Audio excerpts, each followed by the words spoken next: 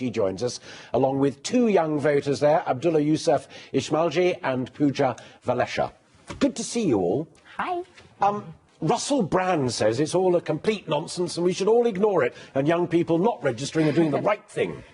I think I agree with Russell Brand in some ways, but not in the not registering bit. I think even if you're going to abstain and put a mark through your ballot, it's important to show you care, and they'll take notice of that. If you're registered, then you become part of the conversation. At the moment, like the statistics said, there's only less than 44% or something of young people voting. So we're not even, being acknowledged right now. They don't need to please us because we're not voting. Sure. So we need to get them taken away. Let me ask you, because we were talking earlier on, and Prime Minister's question time was today, and one of the big attacks that Mr Miliband, the Labour leader, made on Mr Cameron was that there were so few women. Interesting, because I've actually attended some of these sessions at the House of Commons with people like Simon Hughes, and it's always issues about student fees and teacher quality and what have you.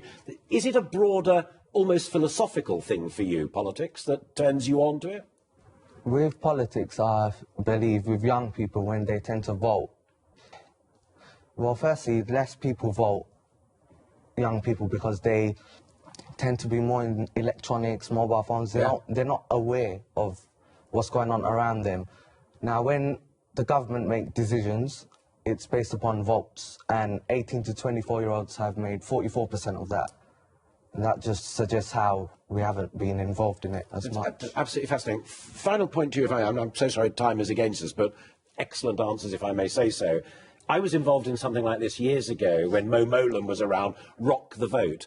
There has been a consistent tradition of rock musicians backing it. Why? I think that young people relate to music and they find it difficult to relate to politics. So it's a good link, and I think the main message is we need to just be more in tune, and it's not necessarily our fault. I think we weren't really taught that way much about it, and I think it's just about changing things from now. In tune is the perfect way of putting it, Liza Doolittle. And my two friends there, thank you both very much indeed.